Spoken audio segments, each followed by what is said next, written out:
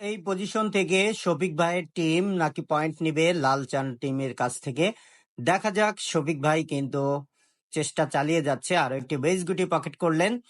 তিনি কি পারবেন এই বোর্ড থেকে পয়েন্ট নিতে? নো, মিস করলেন। দুটো একসাথে খেলতে গিয়ে কিন্তু শফিক ভাইয়ের টিম মিস করলেন।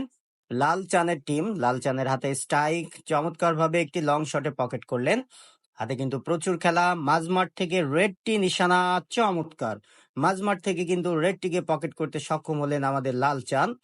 আবারও কিন্তু তিনি কাভার দেওয়ার চেষ্টা লং শটে, দেখা যাক কাভার করতে। অসাধারণ দুর্দান্ত একটি শট ছিল। একটি গুটি ডাইরেক্ট পকেট করলেন। আবারও কিন্তু ডাবলে পকেট করার চেষ্টা করছেন লালচান।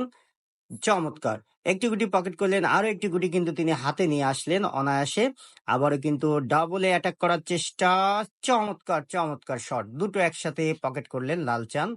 আর মাত্র দুটো গুটি আছে, কি খেলবেন বুঝতে পারছেন না, একটি টান ধরার চেষ্টা করছেন।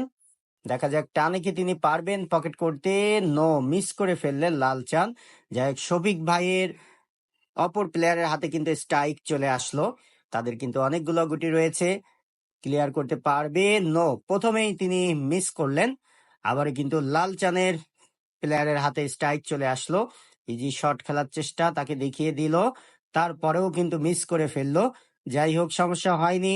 শফিক ভাইয়ের হাতে কিন্তু স্ট্রাইক চলে আসলো। শফিক ভাইয়ের টিম কিন্তু এখান থেকে পয়েন্ট নিবে, দেখা যাক। চমৎকার একটি লং শটে খেললেন, আরো একটি অ্যাঙ্গেলে খেলার চেষ্টা।